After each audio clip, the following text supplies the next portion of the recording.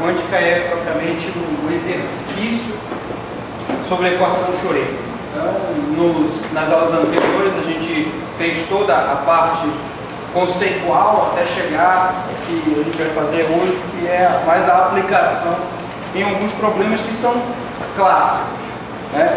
Os métodos de solução, discutir algumas coisas relativas a isso, e continuamos ainda justamente no livro do Griffiths, capítulo 2, tá?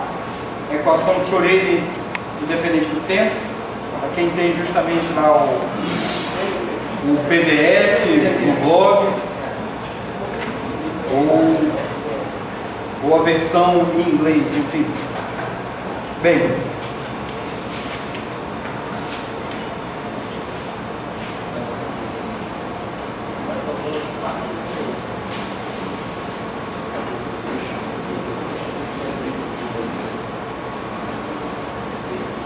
mecânica quântica. Solução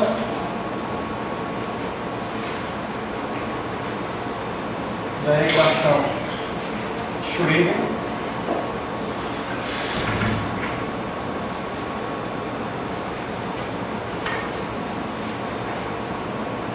para estados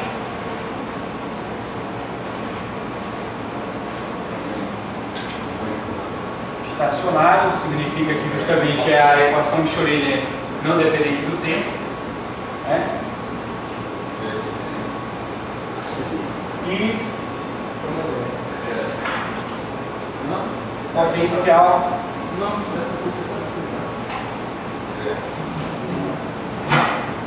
diferente de zero.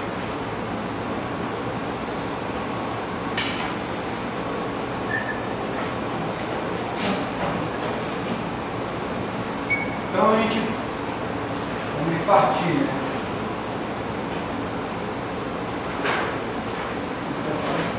Da equação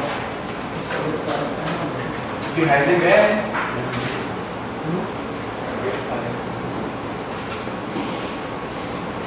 a equação de Heisenberg é essa aqui para estados estacionários, tá?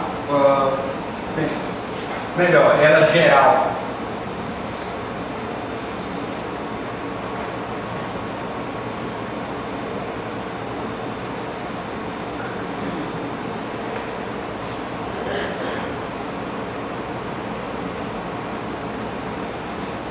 Parte dela para estados estacionários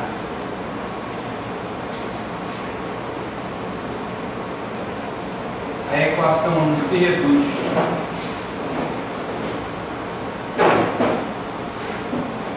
a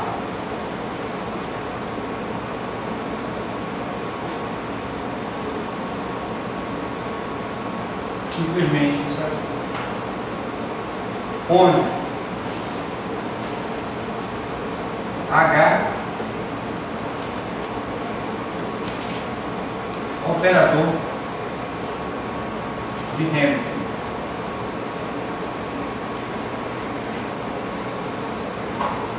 Da energia.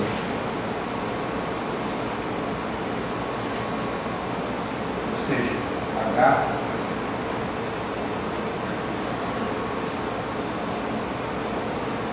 Q quadrado de 2M mais.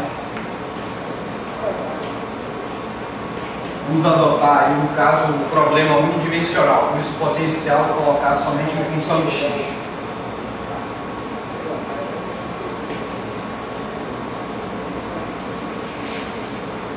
Com isso, sabendo, né, que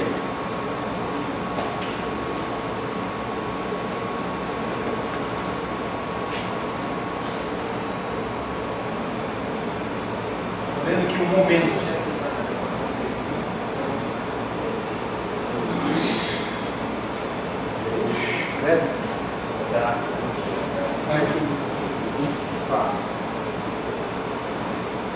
sabendo que o momento P é dado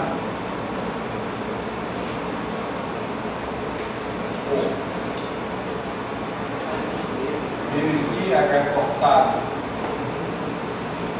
do ddx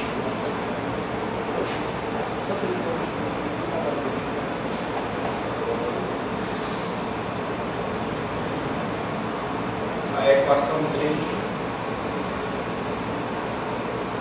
torna-se menos h cortado ao quadrado sobre 2m d quadrado dx quadrado mais dx 5. Então,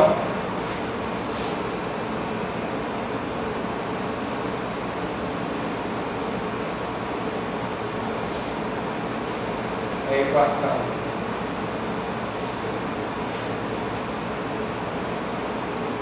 de Heisenberg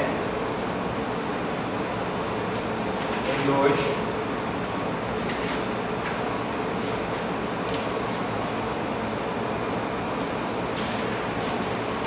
torna-se essa daqui, agora aplicando a Hamiltoniana com essa definição,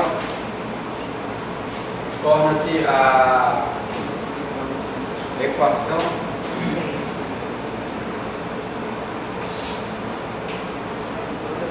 de Schrödinger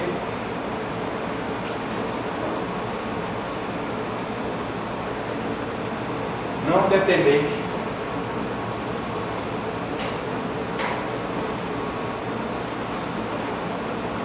do tempo.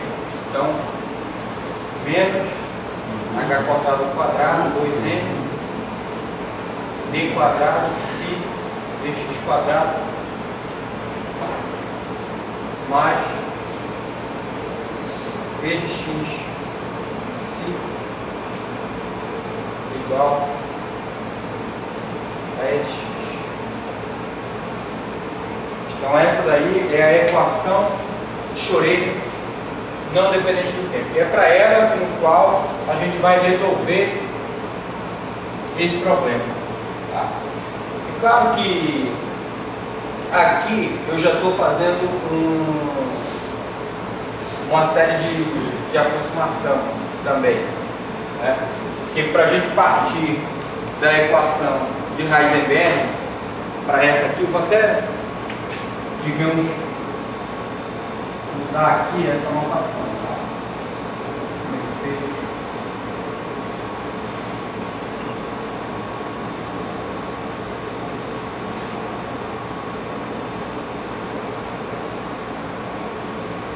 Esse aqui é um psi maiúsculo e esse aqui é um psi minúsculo. A gente já mostrou isso na aula passada, que esse psi, na verdade, ele é justamente usando o método de separação de variáveis, né?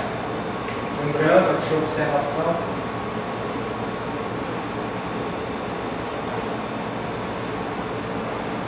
Psi de x de t, na verdade, um psi de x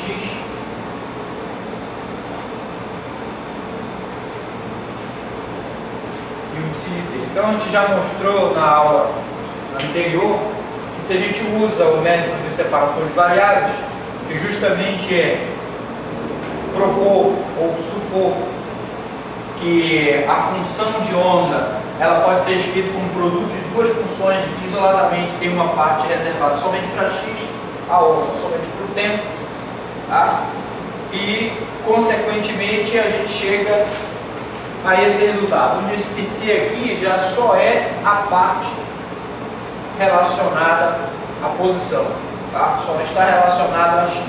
E o próprio φ a gente encontrou de t que ele é algo do tipo E menos I é T sobre H cortado. Quando essa solução depende do tempo, as soluções, né, da função de Schrödinger dependem do tempo, só funciona se esse potencial são componentes de variável espacial, né? Não pode ser temporal, né? Não pode ser, senão... Justamente são problemas em que o potencial sempre depende da posição. Tá?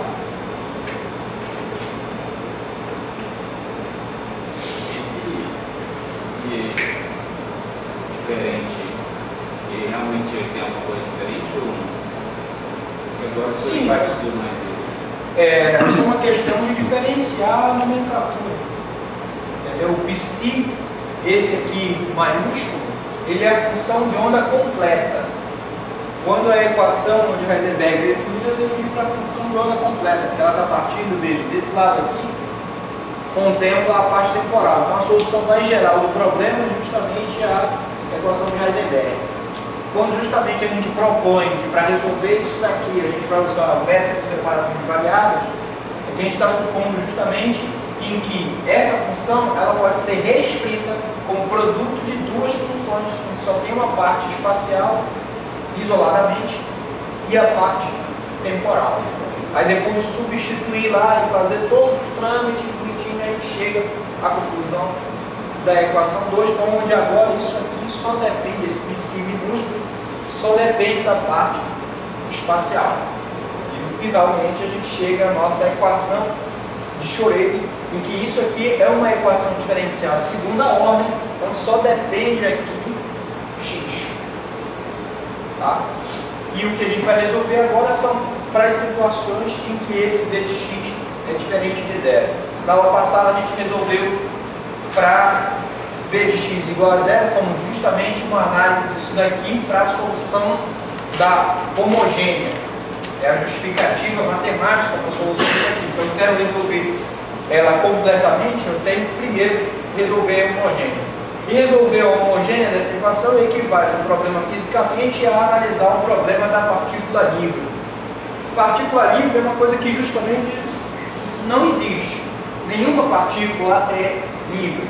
Sempre ela está presa a um determinado potencial. O que a gente pode considerar justamente é de que ela pode estar suficientemente afastada de qualquer outra interação e, portanto, podemos dizer que ela é praticamente livre. Tá? Mas, efetivamente, na prática, nada é livre. E, para a partícula livre, a gente determinou qual seria justamente a solução na aula passada para essa equação. Agora a gente vai partir para problemas um pouco mais específicos e clássicos dentro da solução dessas equações. O primeiro problema é justamente o problema do poço quadrado. Poço quadrado infinito.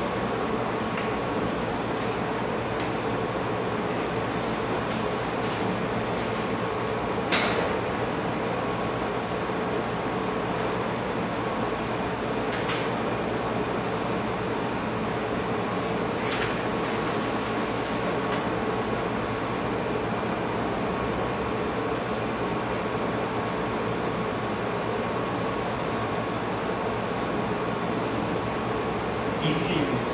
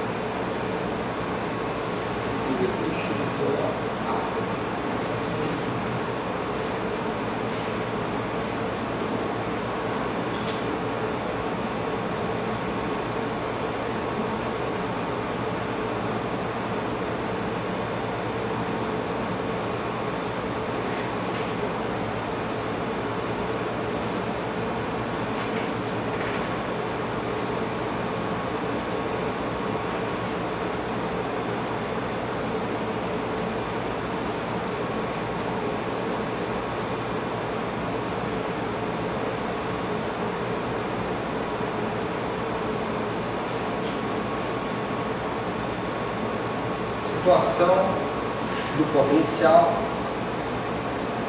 é essa, né? Vx ele é zero se x for maior ou igual a zero e menor ou igual a e infinito fora. Tá? Para regiões menor que x igual a zero e maior que x igual a A. O que isso aí é claro, um problema para uma análise, digamos, matemática das soluções que vão advir dessa equação. Mas como que, por exemplo, a gente pode olhar para esse problema e enxergar alguma analogia física do problema? Bem, poço quadrado infinito. Não existe esse tipo de coisa de um poço infinito, né? Na prática, o infinito é uma barreira, ainda assim infinita, dos dois lados, de potencial, que pode significar justamente qualquer obstáculo, qualquer objeto. Essa parede, por exemplo, se escrever ela em termos de energia, ela representa um potencial. Essa daqui representa outro potencial. Fisicamente, eles têm potenciais diferentes. Mas, por exemplo, para uma partícula quântica que vai passar aqui, um elétron, uma determinada velocidade, cara, ele não tem nem como mensurar a energia dessa parede e dessa aqui e dizer que esse potencial é diferente desse. É infinitamente grande esse potencial desse lado, infinitamente grande o potencial desse outro lado. Então ela está presa dentro desse intervalo. Tá? Ainda que a gente possa medir e verificar que o potencial dessa parede ele seja diferente dessa. Mas a diferença entre eles é muito pequena. Então uma partícula como o elétron dentro desse espaço, isso daí é infinito para um lado e infinito para o outro. Tá? Então qualquer partícula que entre, justamente isso aqui, ó, veja, é um eixo para energia potencial, tá? E o outro eixo aqui para posição x. Então aqui é dado de energia. Qualquer coisa que tenha que passar por aqui, ela vai ser dada justamente em termos de energia, energética. Então se eu tenho uma partícula com uma determinada energia, é constante, que ela é uma energia, veja, dentro do intervalo de 0 a A, essa energia é maior, porque aqui totalmente nesse intervalo é 0. Mas aqui na barreira para cá, essas energias potenciais são infinitamente maiores que essa energia. Então, do ponto de vista clássico, né, qualquer partícula que ali dentro estivesse com uma energia menor do que a barreira de potencial, classicamente, ela ficaria restrita aqui. Ela não tem como sair disso, tá? Ela não tem como sair disso. Então, classicamente, você não vai imaginar que esse objeto poderia, porventura, estar do outro lado, ou em alguma possibilidade que ele pudesse penetrar nessa região, nem para cá, nem para cá. Agora nós estamos falando de uma partícula quântica, tá? E como eu já discuti isso em aulas anteriores, e a gente vai ver agora nos cálculos, é possível penetração de barreira, ou seja, calcular a probabilidade de que essa partícula esteja desse outro lado. Essa que vai ser a nossa saga. Então, efetivamente, vamos resolver a equação 6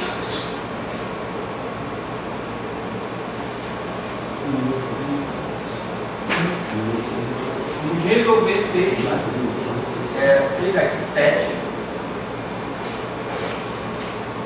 para o potencial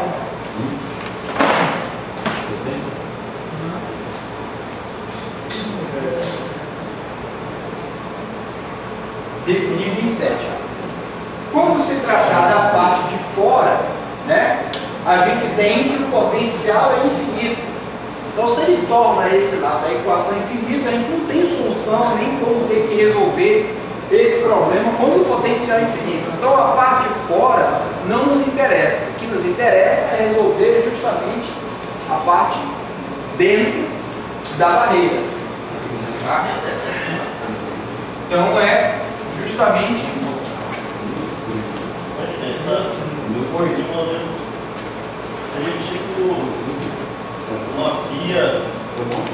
Sim, aí eu pego uma bolinha de gude, vai soltar aí ela tá aqui, né? Aí eu solto ela fazendo isso. É uma maneira, nesse teu exemplo aí, de introduzir a partícula dentro. É, porque aqui a energia mecânica total é a potencial, né? Aí só vai atingir até aqui. Essa é uma maneira de ver como é que ela entrou aí, né? Por exemplo, esse exemplo que eu coloquei, a partícula, como que ela entrou aqui, vem, não importa. Ela está aqui dentro e tem uma determinada energia. Mas digamos que, por exemplo, ao colocar essa partícula, eu tivesse justamente começado a introduzir ela aqui dentro com a energia de potencial dessa parede, né? O negócio ela não vai chegar até o outro lado, no infinito do outro lado, né? Ela não vai ficar nesse infinito, ela vai ter, digamos, uma energia média aqui dentro. E digamos, essa energia média que a gente já está partindo, ó, está aqui dentro. Pronto. Veja se ela sai. Nesse caso, que é um exemplo clássico, depois que a bolinha ela encontra o seu movimento ali, encontra justamente, aí tem a questão do atrito, dissipação de energia, né? Então a bolinha ela justamente nunca volta aos extremos, porque o problema ele não é ideal, tem dissipação. Então mas ela encontra uma regularidade, né? Sem sair dali de dentro. E nesse problema clássico não há a possibilidade alguma de em algum momento, digamos, você encontrar essa bolinha atravessando a pia. Do lado de fora, por exemplo, não vai ter chance de classicamente isso acontecer. É uma parte do matemática. A probabilidade não é certa. Mesmo energia sendo menor, né?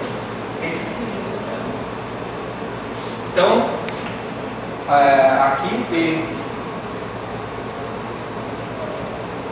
dx quadrado, agora dentro V de x é zero, mas esse lado aqui não. V de x é a equação outra. Ou reescrevendo isso daqui de uma forma mais primitiva. Deixa eu ver. Vou passar esse camarada para lá. Vamos ficar b quadrado dx quadrado igual a 2mE. Vou deixar esse menos aqui. H cortado ao quadrado. Sim. E isso aqui eu vou chamar de uma constante kappa quadrado. Tá? Tem justamente uma justificativa no fato de eu colocar kappa quadrado, podia ser kappa ao meio, é uma constante qualquer. Mas eu escolhi kappa quadrado.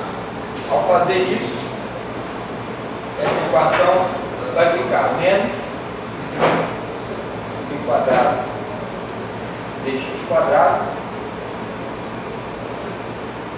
quadrado psi, ou passando tudo somente para um lado, né? Eu estou colocando o tempo todo o derivado parcial, mas já é um abuso de linguagem, porque já se trata apenas de uma única variável, então a gente pode mudar para cá como derivada ordinária, simplesmente.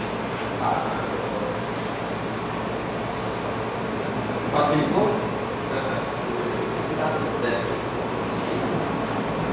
Porque é só a função de x, né? Você colocou o infinito e colocou o zero.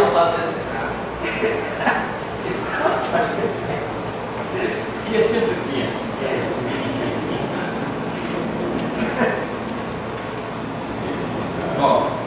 Bem, então a nossa equação ela passou a ficar com esse formato aí, tá?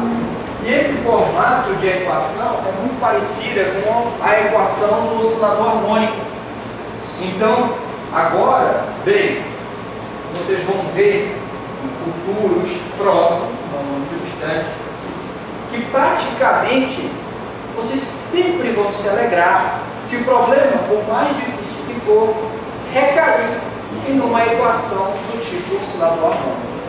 Chegou no oscilador harmônico, o problema está resolvido, estamos em casa, está tudo muito bem, né?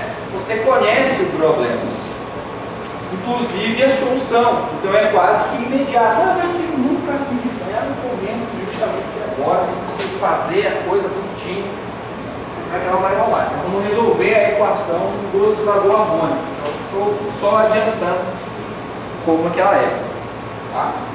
Pode apagar aqui, só? Pode.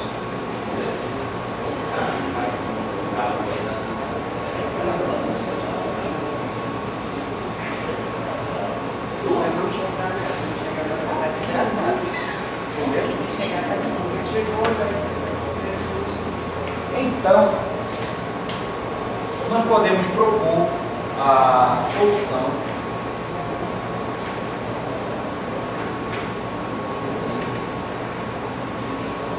para a equação 9 é do tipo C, trigonométrico.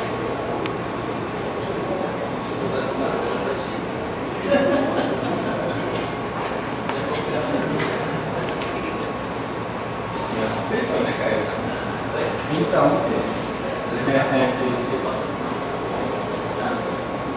se de x pode ser A igual a seno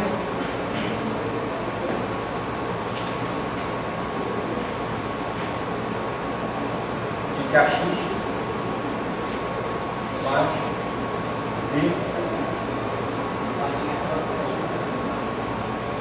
seno de kx.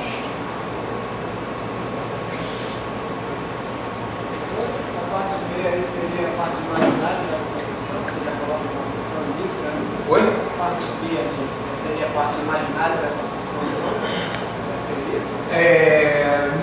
Como a gente tem, como está dito ali, é do tipo trigonométrica, a gente tem as duas maneiras de poder escrever essa solução, tanto neste formato, tá?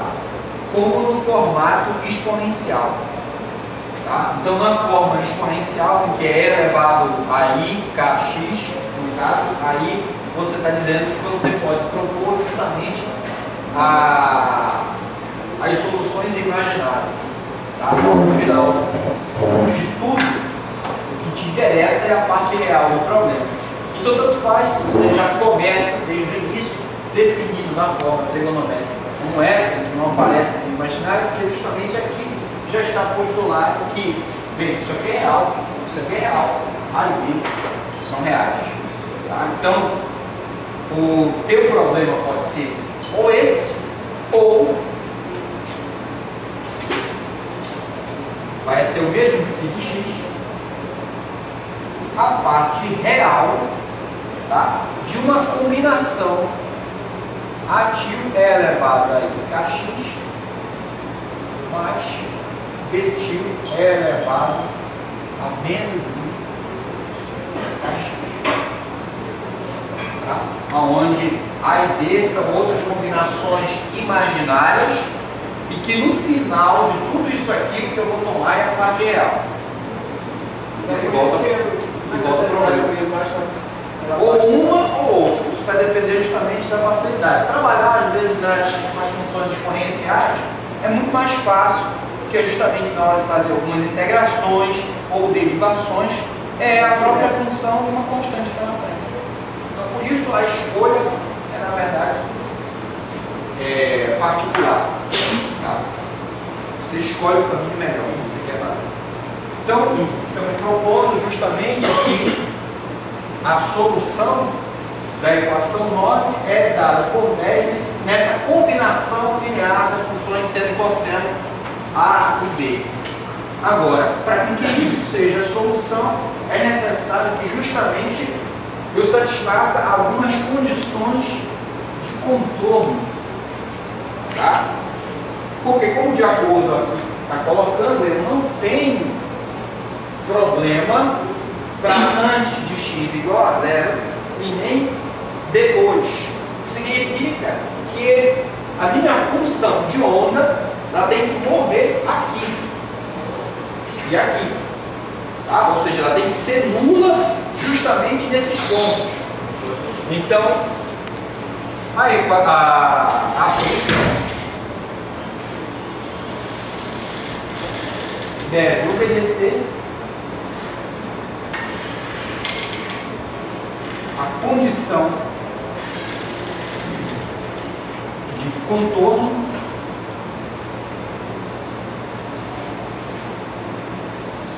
imposta pelo potencial.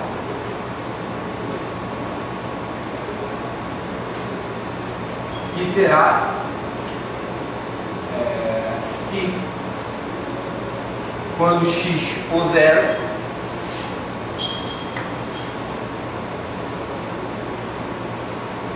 igual a zero, e psi quando x for a, também zero. Então essa daqui são as minhas condições de contorno. Não seria x menor ou igual a zero e x maior do que ou igual a? É nas extremidades. Então é justamente nesse ponto. Tá? Aqui dentro, bem, ela vai ter qualquer valor, que é justamente o que representa a quantidade de energia que ela deve ter. Ela não pode ser nula em qualquer ponto aqui dentro. Ela só é nula mesmo nas extremidades. Por quê? Porque para um problema como esse, a minha função de onda ela tem que acabar aqui, porque o que a gente está imaginando é justamente, olha, não tem problema para cá, eu não resolvo o problema para cá, então ela tem que morrer antes disso, na extremidade, no ponto exato. Tá? E aqui também. Eu tenho que acabar o meu problema justamente nessas extremidades.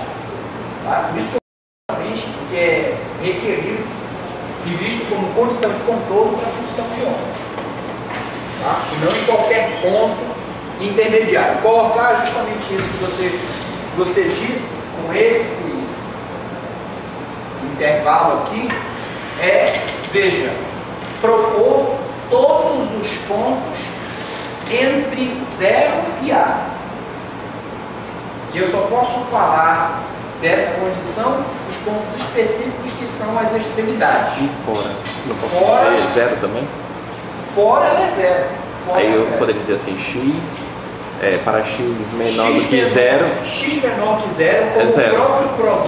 O próprio problema está dizendo, o potencial é infinito, e se o potencial for infinito, você não resolve essa equação. Se não resolve essa equação, você não tem nenhuma informação dela. Se não tem nenhuma informação, automaticamente isso daqui, ou seja, de zero para fora. Tá? Então, por conta do potencial aqui ser infinito, a informação da função de onda ela se anula fora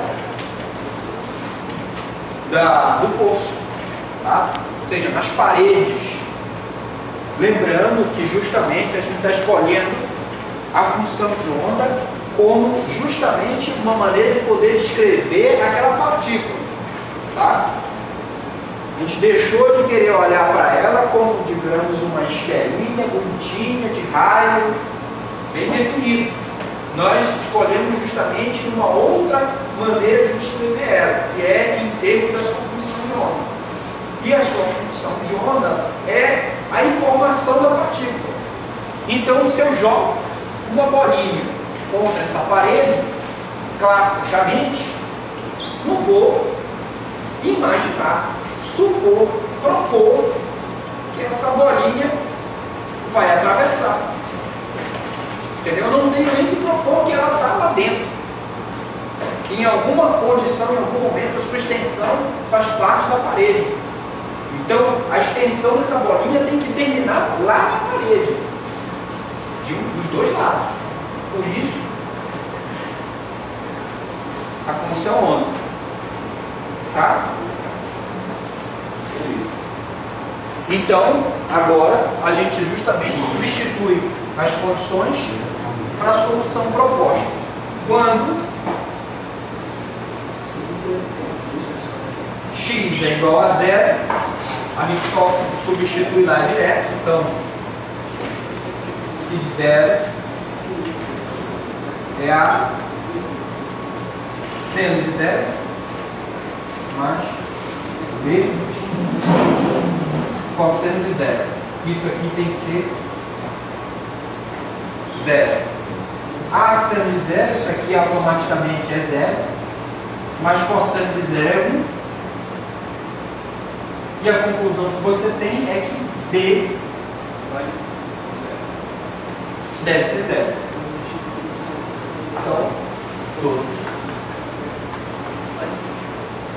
Agora vamos atrás da segunda condição.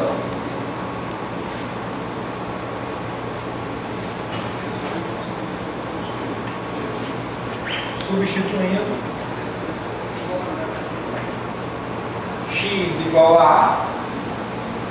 Bem, só que agora eu eliminei o B, então eu não tenho esse B. A minha solução geral, eu já não vou mais escrever ela com B, eu vou escrever ela com a parte seno apenas.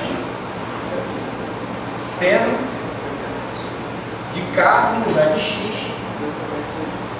Isso aqui tem que ser 0. Tá? Isso aqui só vai ser 0 ou se A for 0, né? Ou se o seno for 0. Mas se o A for 0, também, em analogia ao B, eu não vou ter solução. Tá? Se eu fizer o A igual a 0, matou o problema. Então o A tem que ser diferente de 0 ali. O que me sobra é que apenas o seno de K é 0. O que significa agora, então, portanto, que eu acabo de estabelecer uma condição para o argumento. Isso aqui só vai ser 0, K de A só vai ser 0, se esse argumento for um múltiplo de quê? De π.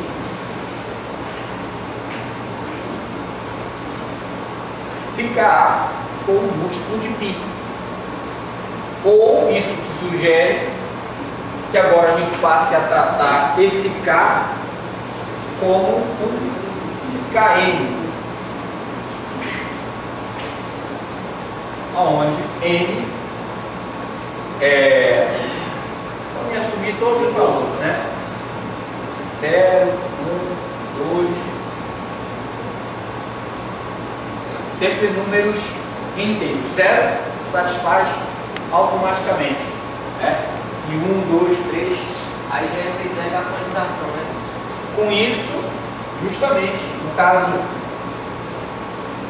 a discretização do problema, né?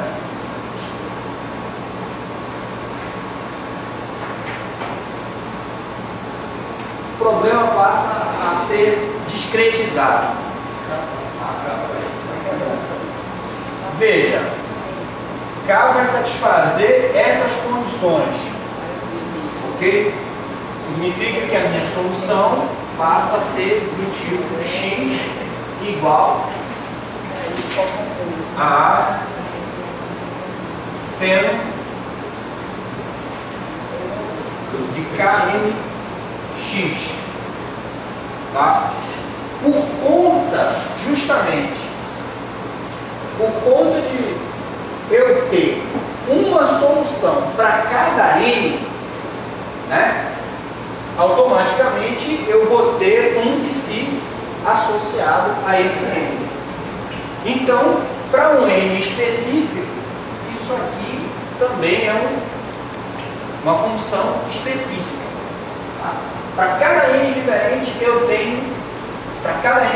tenho uma solução de um k de uma função de onda. No final, tá? Para eu justamente ter a contemplação, isso aqui, cada um n vai representar um estado que vai viver aqui dentro. Então, para n igual a 0, a gente teria a situação do que a gente chama de estado fundamental. É um deles que vive aqui dentro. Para n igual a 1, é de novo uma solução diferente que vai viver ali dentro. N igual a 2, N igual a 3 e assim assim sucessivamente. Tá? Então, se eu quero levar em consideração o problema como um todo, tá? Eu tenho que levar em consideração todas essas soluções. Significa que a minha solução completa para esse problema, ela deve ser do tipo psi de x somatório em n. Vamos colocar aqui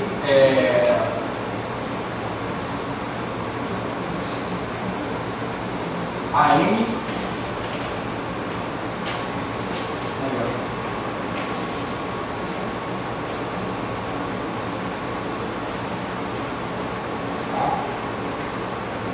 o somatório desses psi n, e no final das contas é n a n seno de kn(x). Então, a minha solução completa do problema,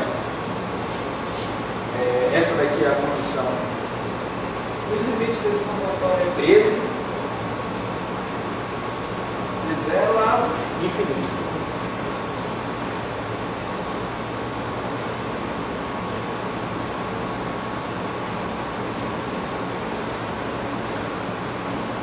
Então é isso aqui que vai ser justamente a solução do meu problema. Eu só tenho que, no caso, achar quem seria justamente essas amplitudes que ficam aí na frente. Então, isso daí já é outros 500 para a gente poder calcular esses aí.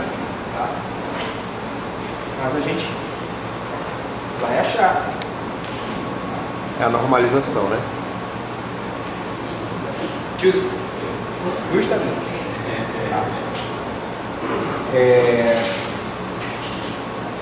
Vamos escrever aqui o que justamente implica esse K de N. Tá? A gente chamou de K, né? K quadrado, essa quantidade. Tá? Então, portanto, Kn ao quadrado vai ser 2n h ao quadrado. De novo, se eu tenho 1k para cada n, consequentemente eu vou ter para um valor de energia. É aí que justamente aqui você discretiza o problema. E aqui você descobre que a energia é discretizada. No final de tudo, agora você pode chamar de um problema quantizado.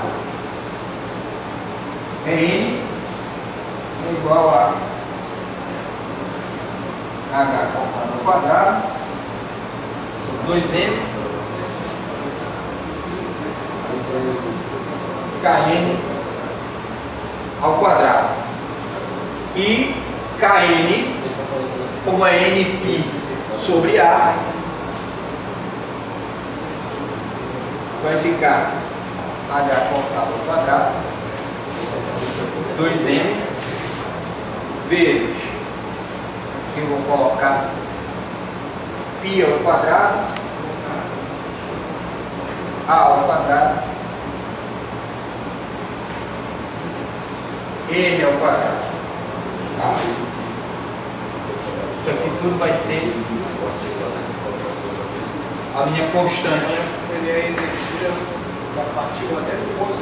Justamente, quer dizer, quais são as energias possíveis que essa partícula vai ter? Ou seja, a gente começou com o problema, olha, ela vai ter uma energia, eu não sei qual, e assumidamente pode ser qualquer valor, né? Pode ser 0,1, 0,15, 0,25, assumidamente poderia ser isso.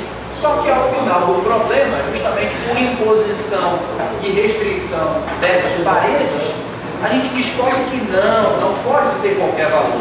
A energia só pode viver aqui dentro com valores que sejam dados por isso aqui. Tá? A energia é quantizada.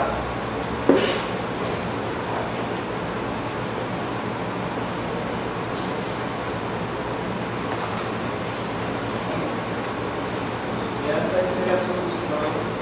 Veja a diferença. O Esdras falou, esse aqui, quando ele olhou para isso. Essa é a quantização do problema? Não. Essa é a discretização do problema. Você discretizou o problema. Você descobriu que não são todos os Ks possíveis a existirem ali dentro. Quando é que o problema passou a ser quântico? Quando justamente a gente percebeu que esse K está associado à energia. Mas só o fato dele estar associado à energia já é uma quantização? Se você discretizou o K e achou uma relação da energia com o K, o máximo que você descobriu que a energia também foi discretizada. Ainda não é quântico. Justamente. É preciso que o problema apareça com o H cortado, ou com H constante de Planck. Agora que a gente viu que justamente esse K está associado com essa constante de Planck, isso finaliza, brinda, o problema está quantizado. Ele está associado à constante de Planck. Essa então é a diferença entre o conceito de coisa quantizada e coisa discreta? O quantizado, ele é discreto, mas ele é discreto porque está associado, é discreto e está associado à constante de Planck.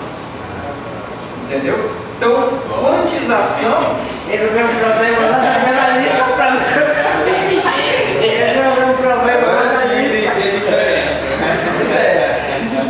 Porque só o fato de você discretizar o problema não torna um problema quântico. A gente tem justamente como exemplo dessa mesma situação o problema da corda. Tá? É um problema clássico. Pega uma corda, fixa os dois pontos. Quais são os modos de vibração da corda? Não podem ser todos. Então você verifica e descobre que justamente são apenas alguns modos de vibração permitidos a existir dentro dessas duas extremidades. E isso é uma descretização do problema. Mas não é um problema quântico. Porque neste problema, quando você vai associar com a energia, você percebe que vários são os modos que podem existir aqui para qualquer valor de energia do problema da corda.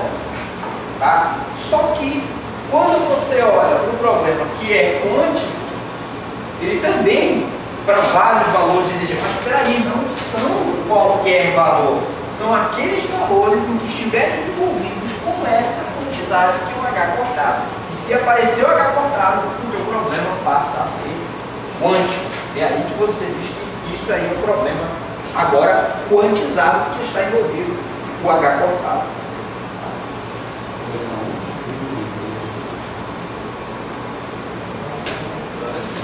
Professor, eu posso dizer então que aparece a quantização na hora que percebe que a energia tem valores permitidos, que é a função do H.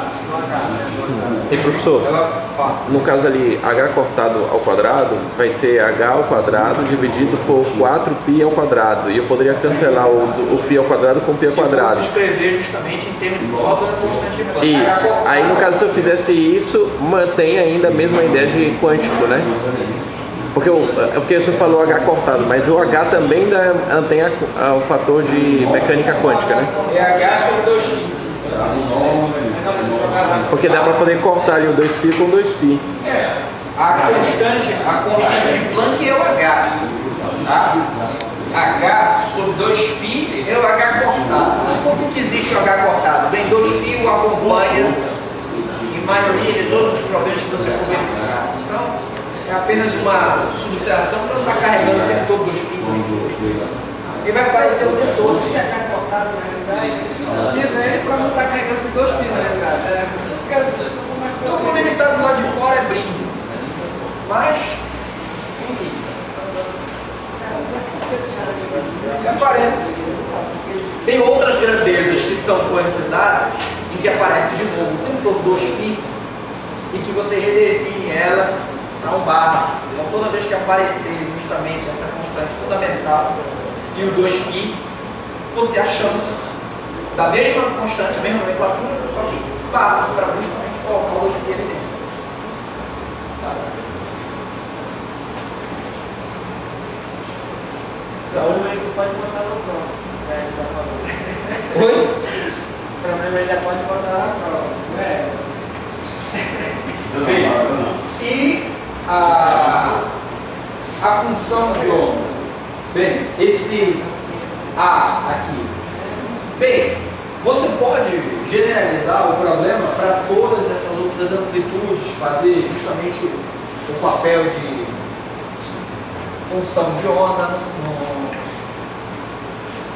Vou falar de algumas propriedades disso aqui, tá? Rapidamente. E vou obter ele por um caminho um pouco mais simples. Formalmente, daria um pouco mais de trabalho, mas eu vou comentar aqui essa formalidade. Bem, a função psi, agora, escrita sobre essa forma, nós vamos admitir isso aqui. N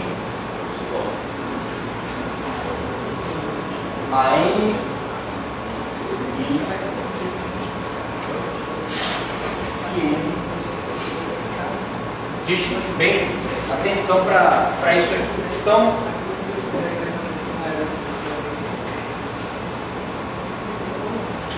essa função seno, tá? Isso foi seno porque justamente tem essas funções de contorno. Nós temos outras combinações de funções de contorno que poderiam levar não ao seno, mas enfim ao cosseno. Em suma, essa função seno, vou chamar aqui de φ de n, tá? Ela é o que a gente chama de base na qual você está expandindo a sua função. Então isso aqui nada mais é que a expansão da função em uma determinada base, tá? E é claro, essa base tem os seus coeficientes. Então a solução é uma combinação linear da função da base. Essa função da base, ela obedece a algumas propriedades matemáticas que a gente vai verificar. Então, uma delas é o que a gente chama de condição de ortogonalidade.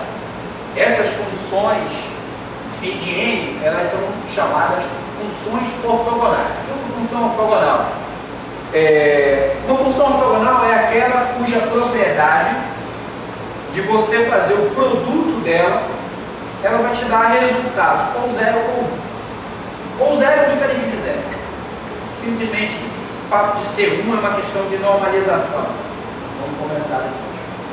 Então, toda vez que essas funções, elas são, digamos, o produto delas são integrados na variável, e o seu resultado ou é 0 ou é diferente de 0, são chamadas de funções ortogonais.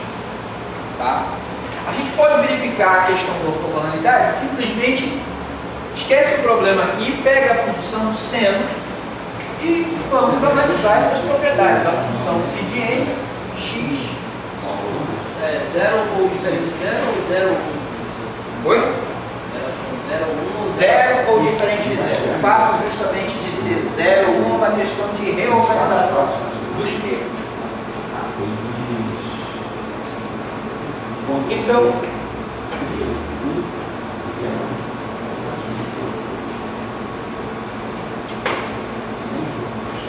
verificando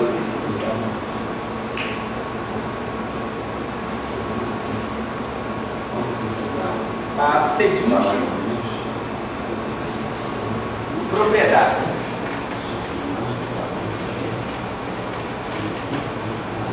De φ de n.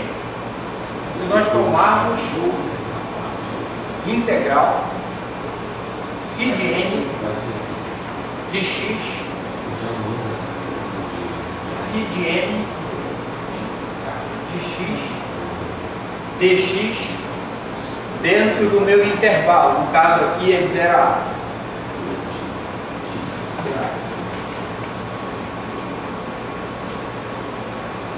O que acontece?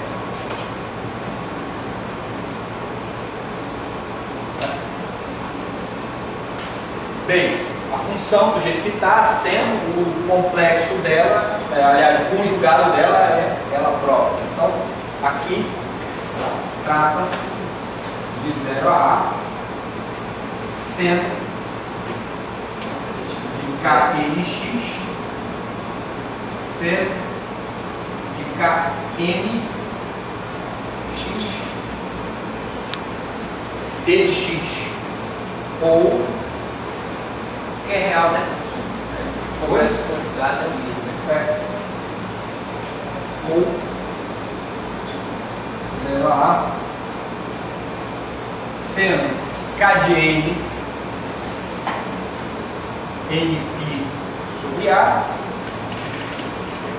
seno de NP sobre A,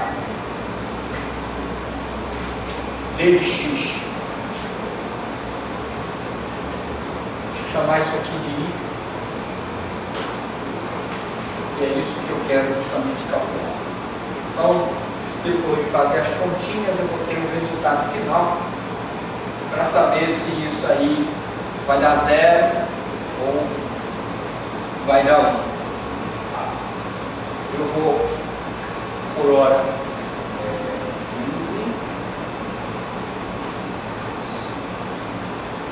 16, 17,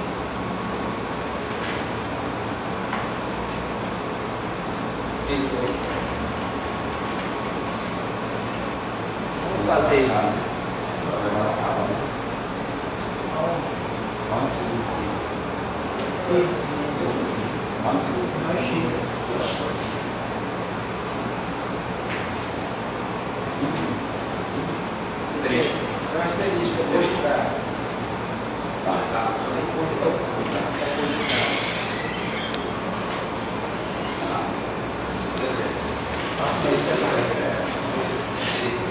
Então, resolver esse problema. Ah, eu esqueci, perdão, X, né?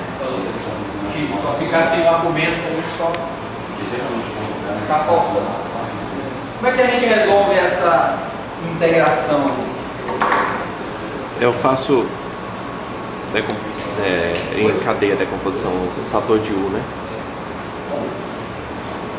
Ah, não. What? Eu posso fazer, eu multiplico, fica com 2, né? Não, ao quadrado.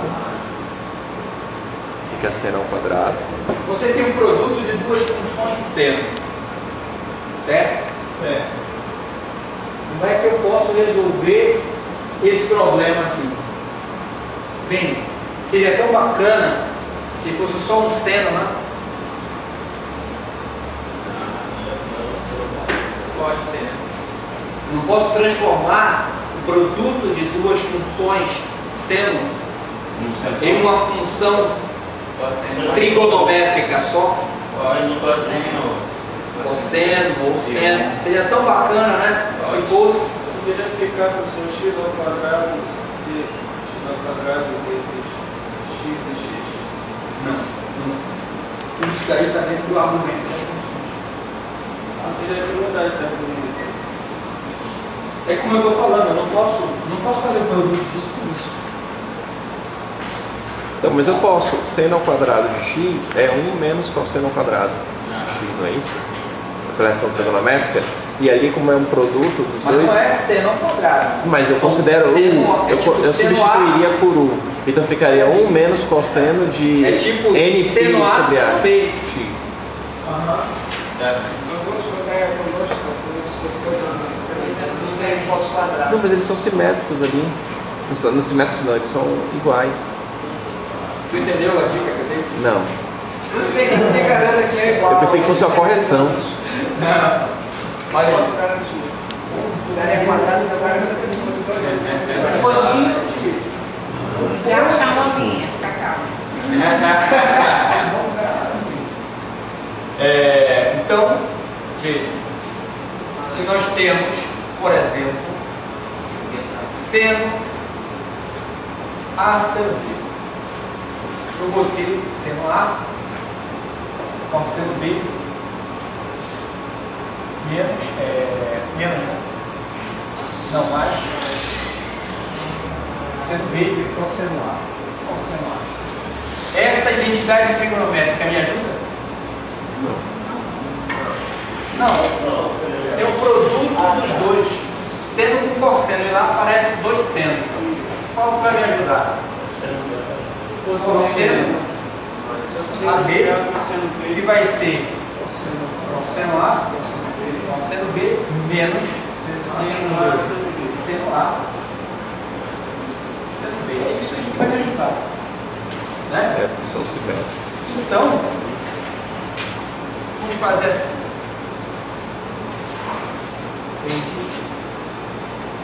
Cosseno menos A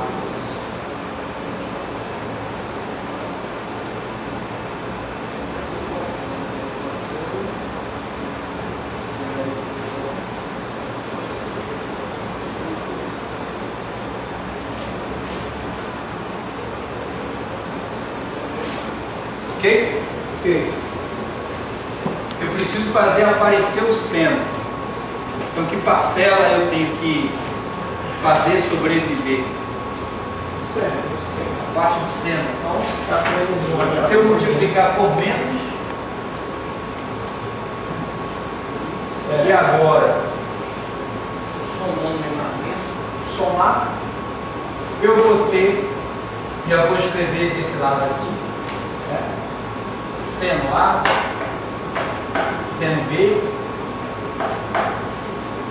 metade de cosseno A menos B, menos cosseno de A mais B. Então, o produto ali, basta substituir por isso aqui. E eu tenho justamente o que seria uma soma de duas funções cosseno, uma única função, dentro da minha integral.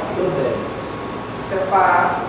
Então, o meu A vai ser aquele N pi x. Tem um Azinho ali, né? Bota uma maiúscula.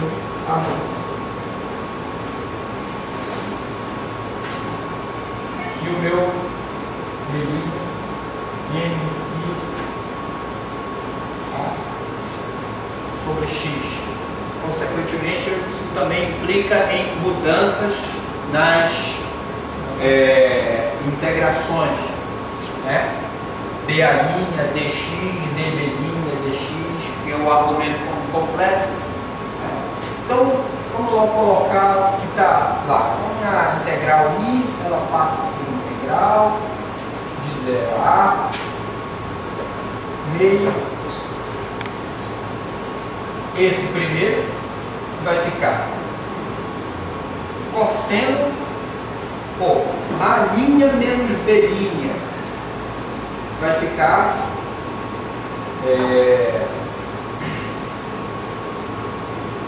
N menos N pi a x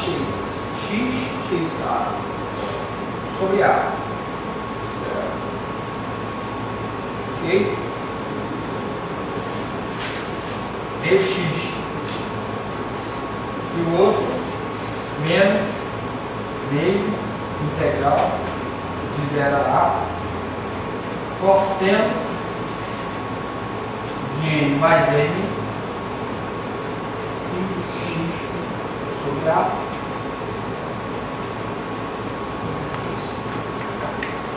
dx. Então, as mudanças de argumento que eu vou ter que fazer são para essas aqui. Então, nessa aqui eu posso chamar de 1 e essa aqui chamar de V. Então, U é igual a N menos N pi de x sobre A assim como d de u é n menos m, pi d de x sobre a, eu vou fazer para um, consequentemente o meu raciocínio para outro.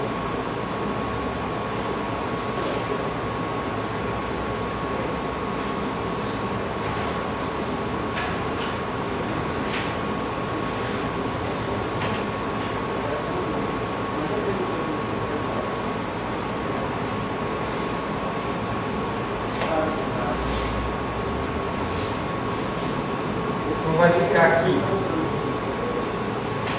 essa primeira parte aqui, né? Integral de 0 a cosseno de u no lugar de dx, né? Vai ficar a pi 1 sobre n menos m d de u, ou melhor, a n menos n integral do cosseno de du. Eu vou colocar aí a integração. Qual é o resultado da integral?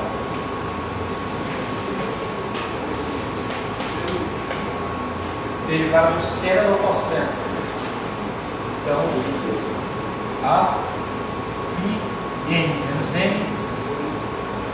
seno de u, e u é n menos m, pi x sobre a, de 0 a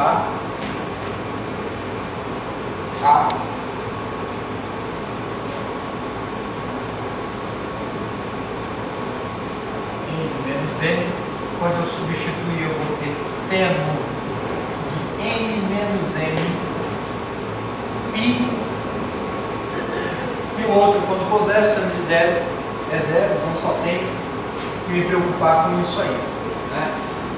A única coisa que eu tenho que garantir é que n deve ser diferente de m, né? Necessariamente. Se for igual, nós temos divisão por zero. Então, é o único requerimento que deve ser colocado aí. E agora, bem, são dois números inteiros. A diferença entre dois números inteiros continua sendo um número inteiro. Então, isso aqui continua sendo um múltiplo de π. Resultado, isso aí só pode ser o quê? Quais são as opções que a gente tem? É zero. É zero. Sabe, só ali inteiro mesmo.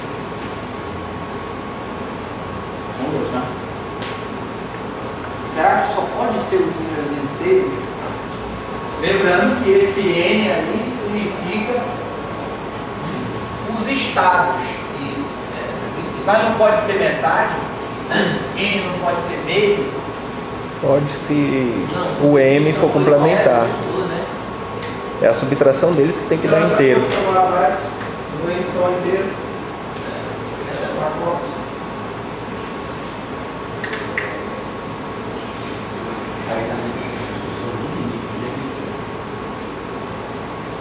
Por conta disso, então isso aí tudo seria zero.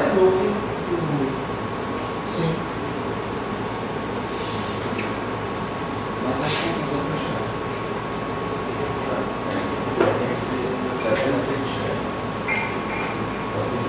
Bem, então, por conta justamente do que admitimos, sendo n pertencente aos inteiros, né? Vamos dizer, né? Números inteiros, resultado disso aqui, dessa primeira parte, integral. E professor, Pois. na verdade o n menos m que tem que pertencer aos números inteiros. Inteiros. Não, n menos m. A diferença. A diferença que tem que dar inteiro. A diferença que pertence.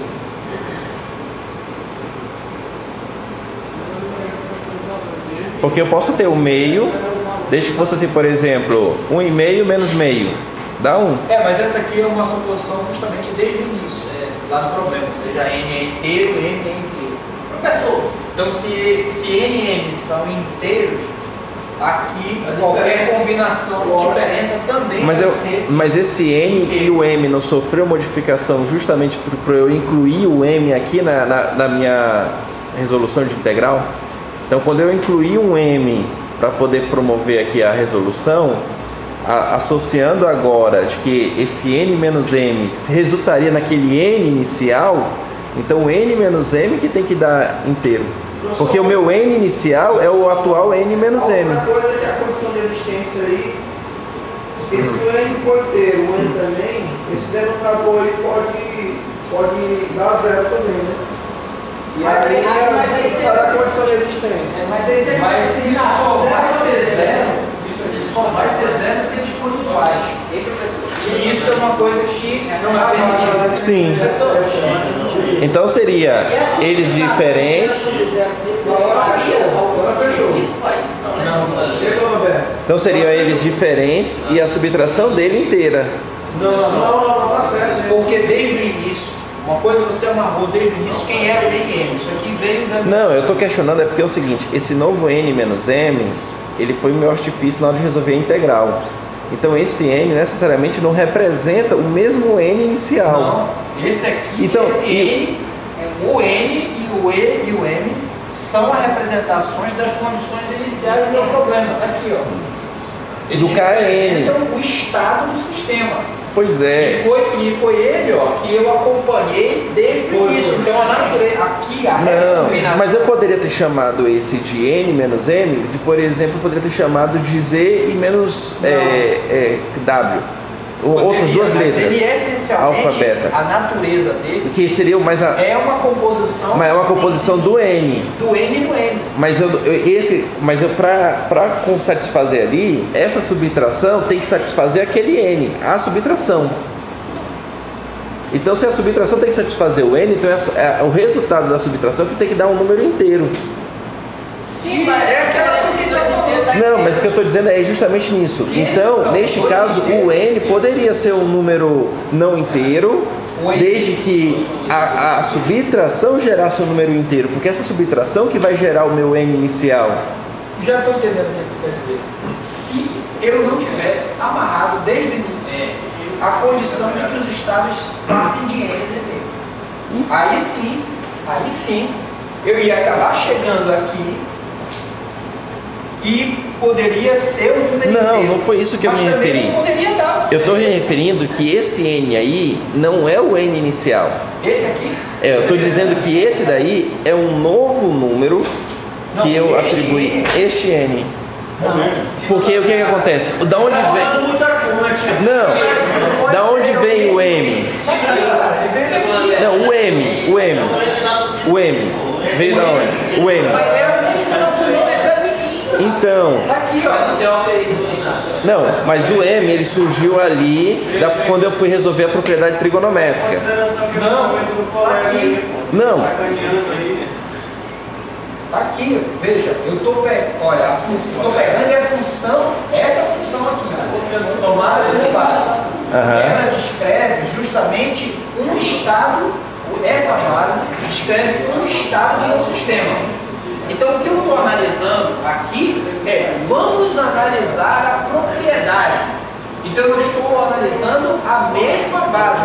Ela representa uma base física, um estado físico. Então, quando eu coloco o n com o n, eu estou analisando o conjugado desses estados físicos. Então, eu não posso modificar aquilo que é a natureza do estado. Então, por definição, desde o início, n e m são os inteiros que satisfazem a solução do meu problema. Quando chega aqui, a diferença de n e m vai dar inteiro. Se eu não tivesse amarrado que esses camaradas aqui representassem o meu estado físico com a condição que foi estabelecida desde o início, que esse n é inteiro, porque a gente justamente deve satisfazer a condição do poço, ou seja, a função de onda ela tem que ser zero da distribuidade, por conta daquela condição de contorno é que implica o n ser inteiro. Se a condição de contorno fosse outra, ou seja, se o tipo de potencial de barreira fosse diferente, que culminasse numa conclusão diferente para esse K, um não inteiro, por exemplo, aí isso que você está falando é correto. Mas isso só também iria prever uma parte, quer dizer, você pode ter dois semi-inteiros, cuja diferença dá um inteiro, mas também pode dar um outro semi-inteiro.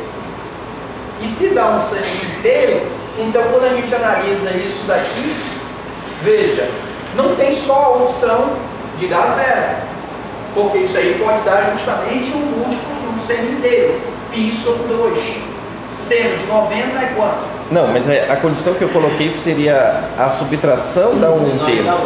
Não, a subtração. Porque a subtração de dois inteiros é um inteiro. A subtração. Mas eu condicionar que a subtração de dois semis inteiros, mas obrigando que eles sejam inteiros, aí eu... Se você diz que esses camaradas são semi-inteiros... Não, eu digo que a subtração deles tem que dar um inteiro. Não pode ser só uma coisa, entendeu? A imposição deve ser colocada nestes erros. O resultado é subsequência. Entendeu? Você não pode botar, eu vou impor a subtração. Não, não é imposta a subtração. É imposta a condição ao que compõe a subtração. Porque isso aqui advém dos estados. Tá. Eu não posso chegar aqui e impor que a diferença é isso. Entendi. Professor, então a probabilidade é zero, né, nesse caso?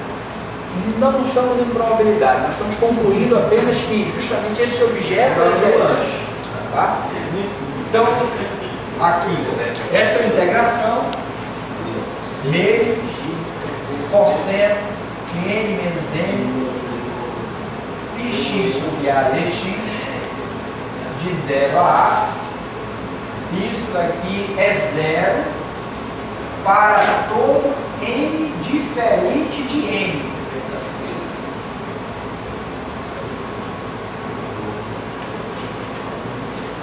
Ok? E quando eu fizer para o outro, para a parte que tem mais, para a parte que tem mais, vou fazer a mesma continha lá, que tem mais, né? Meio integral de 0 a a, cosseno de nn, πx sobre a dx, eu vou levar justamente ao mesmo a mesma situação, vai aparecer o seno de nn, ou seja, isso aqui, a, i, nn, seno de nn, pi. Bem, aqui é claro, n só tem que ser diferente de menos n, né, para não recair nessa situação. Mas nós estamos falando, desde o início, de que os fatores associados, que seja n ou seja n, eles são o quê? Positivos, inteiros positivos, né? 0, 1, 2, 3, 4, então n mais n sempre vai dar o número positivo, não vai dar o número negativo. Eu não vou precisar ter que me preocupar com isso aqui, tá? Com divisão por zero. Em compensação, a soma de nn sempre vai dar a continuidade do número inteiro. Um múltiplo de π é sempre o quê? Seno de um múltiplo de π sempre vai ser zero. Então, no final das contas, se n é diferente de m é diferente de m, então cadê aqui a minha integral? Isso aqui é zero para todo n diferente de n. Tá? Agora, quando eu tenho que fazer o cálculo disso daí para n igual a n, aí você parte daqui. Tá? Então, agora, isso aqui é nn, agora, só n, 0 a a, seno de nπx sobre a, Se esse aqui for justamente igual, então nós estamos falando de Ao quadrado. seno ao quadrado d de x. E aí qual é a identidade trigonométrica de novo que a gente pode utilizar para essa? Seno ao quadrado mais cosseno ao quadrado é 1. Você pode Ser usar seno ao quadrado, menos- você usa Um cosseno. menos, né? É. 1 menos cosseno ao quadrado. É, mas aí vai dar resultante, aí que ele tá falando, vai dar no Cosseno mesmo. ao quadrado. Usa o cosseno de 2 θ. Justamente o cosseno do arco duplo. Eu poderia nem voltar para cá. Poderia voltar para cá. Agora não pode, deixa eu procurar. Vou precisar da outra.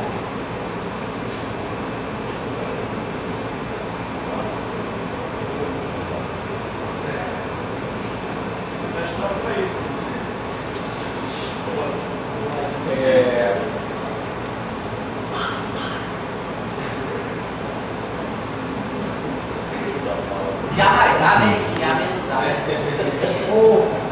Justamente. Eu preciso de.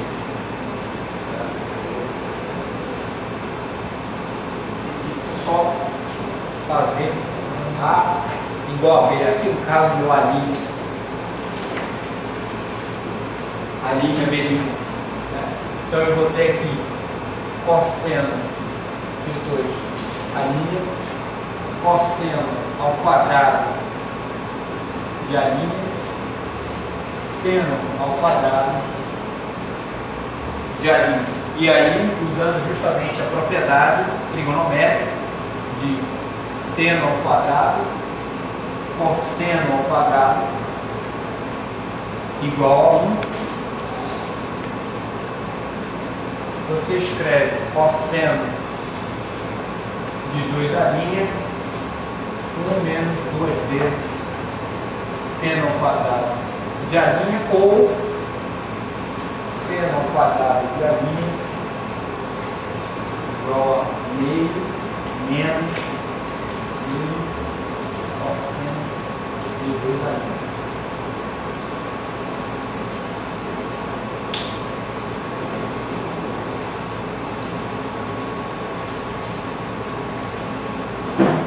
Feito isso, agora eu posso pegar e substituir aqui. Né? Vou substituir esse objeto por meio integral de 0 a A d de x menos meio integral de 0 a A, cosseno de 2 vezes esse resultado, 2n pi x sobre A, d de x. Aqui vai dar minha integral de n. Professor, Oi, essa parte aí, embaixo de integral seno ao quadrado. Nesse caso está considerando n igual a n, né? Para seno ao quadrado. Sim, sim, sim. Aqui, para essa parte, todinha esse aqui, n igual a n. Tá? Então você faz n igual a n direto na integral. A gente começa a fazer a integração. Chegamos então agora a isso aqui. Essa primeira parte dá meio de A e a outra menos integral. De novo tem que fazer mudança de variável, né? Agora, mudança de variável é essencialmente eu multiplicar por esse d de x esse fator que aparece aqui na frente, ok? Se eu multiplicar, eu vou estar modificando a minha integral. Para manter ela a mesma coisa que o original, eu tenho que pegar esse fator e dividir. Se eu multiplico, eu também tenho que dividir. Acaba que esse fator vai aparecer aqui embaixo dividindo. Ou simplesmente aparecer multiplicando invertir, ficando A sobre 2n π. 2n π. Integral de cosseno de u du. Certo? A sobre 2 menos A sobre 4nπ. A única coisa, claro, que eu tenho que garantir é que o n não é zero, não seja zero. Né? O resultado final a gente já tem, que é uma função seno de 2n π. 2n π, vai substituir o A, vai contar. E aí n sendo inteiro do mesmo número 2, a mesma coisa que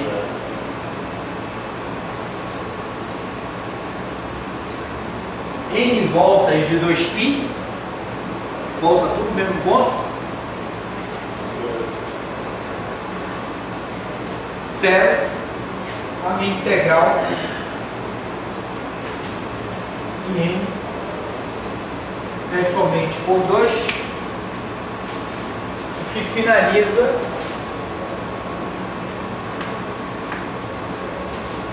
que agora é o seguinte: a minha integral sendo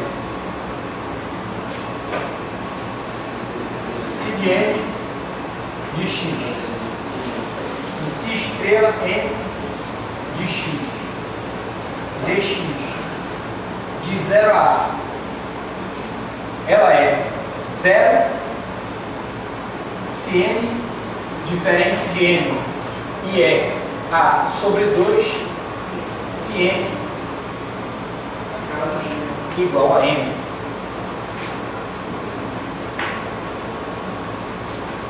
Isso é 7, 19. O significado físico disso aí, pessoal. Foi aquilo que justamente eu falei no início. Você olha para essa função e se você calcular o produto dela dentro do intervalo da variável, tá? E constatar que o resultado ou é zero ou diferente de zero, então essa é uma candidata fortemente a gente considerar ela como base de expansão do meu problema. Tá? Ela passa a ser a base do meu problema. É uma função φ de n, é uma função ortogonal.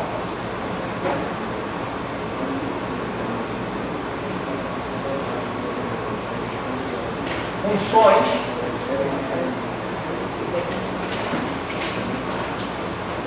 ortogonais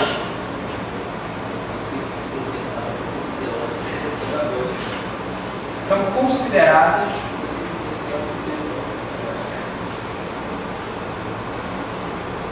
função base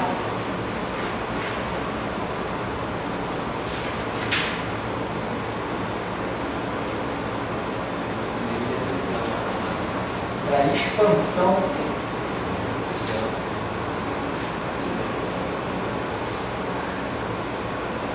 da função de onda.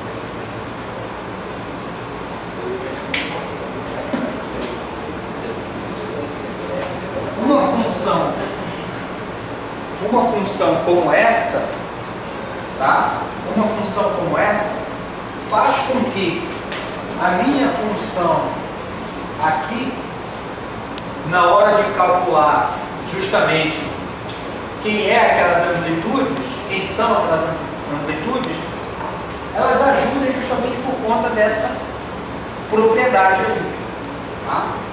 Que é o seguinte: a função φ somatório de n a n φ de x, eu posso multiplicar de ambos os lados por uma função m de x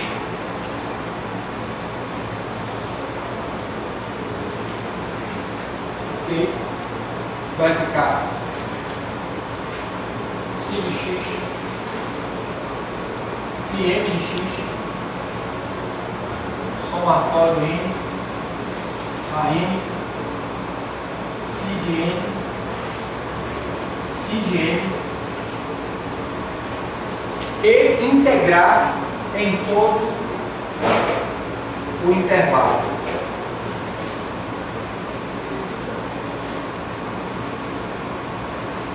Tá? A minha integração, somatório vai sair, a n pode sair, integral de 0 a a,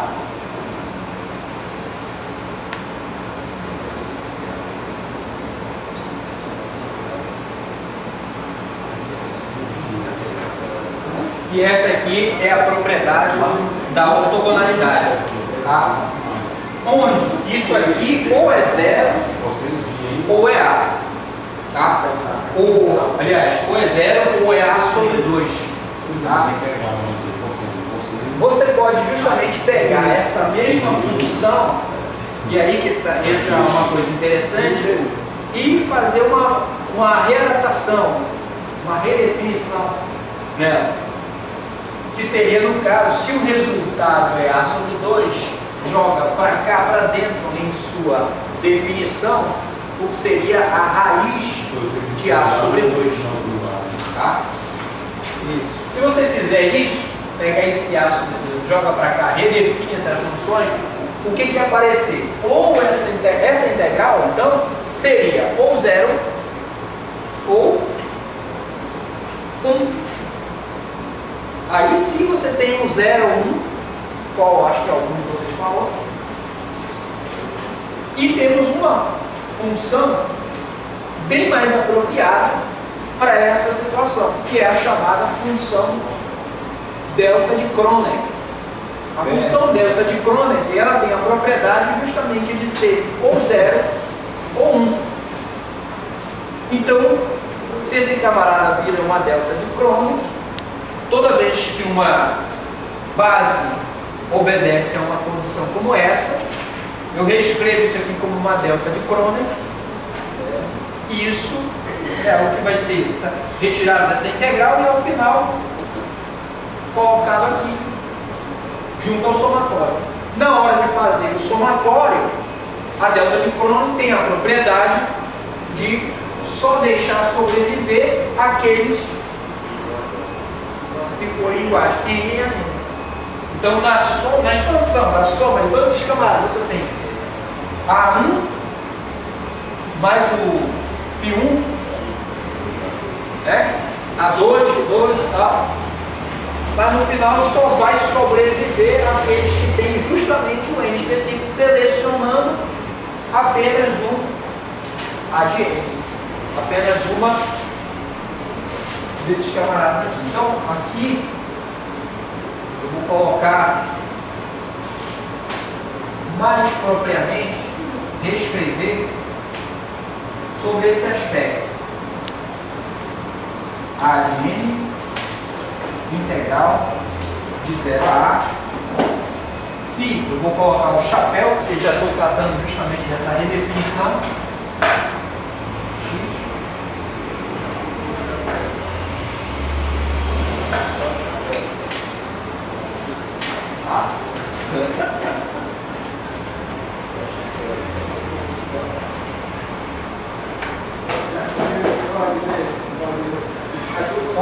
Integral de φ de x. Vou pegar uma aparelho. 0 a a. É isso aqui.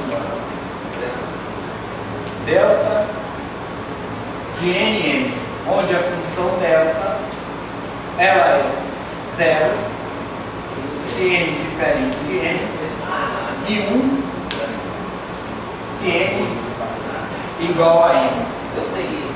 Tá? E a função de n, ela nada mais é que raiz de 2 sobre a da minha função φ de n. Só isso.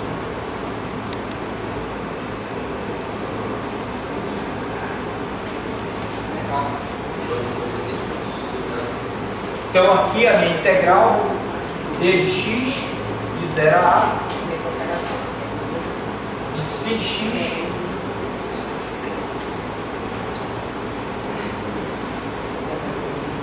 φ de n somatório de a de n delta em n. Então a delta aqui, se eu expandir, eu vou ter n0, n0, delta, 0, 0. Vou ter que, aliás, se esse n, aliás, for 0. Expandindo aqui melhor. Vai ser a0, delta, 0n, mais a1, delta, n, mais.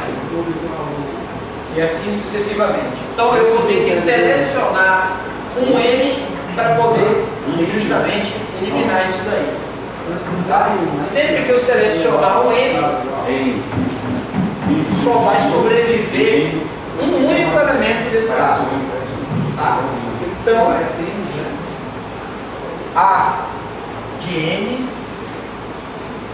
é igual a integral dx de cx φ n de x.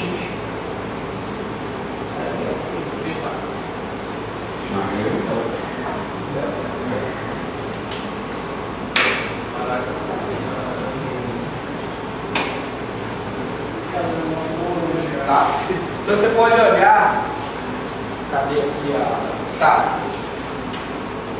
Você tem a função de onda e resolve por conta justamente da simetria que o problema tem, um tipo de bolso de potencial, né?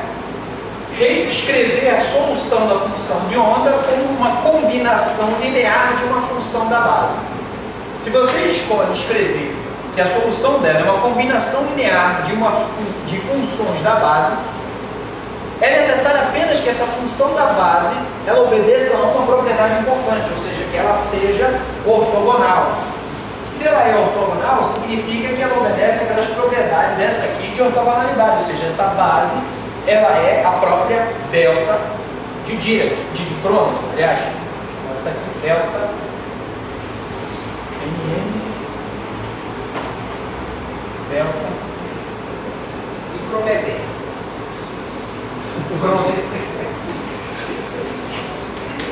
A delta de Kronecker é que se essa função de base ela obedece à condição de ortogonalidade, então a integral dela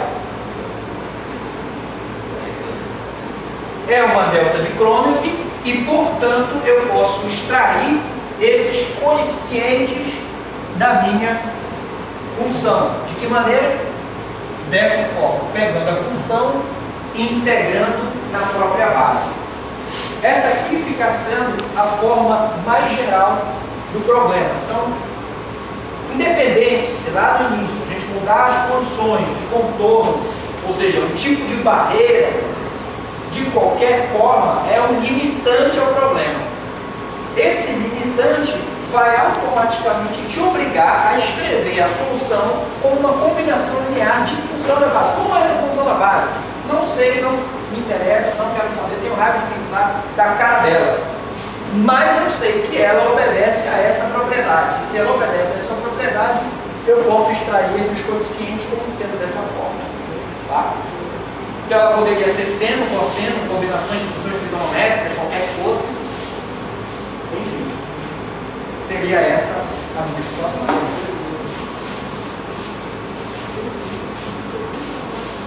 Vamos dar um pequeno intervalinho tá? Para olhar a garganta.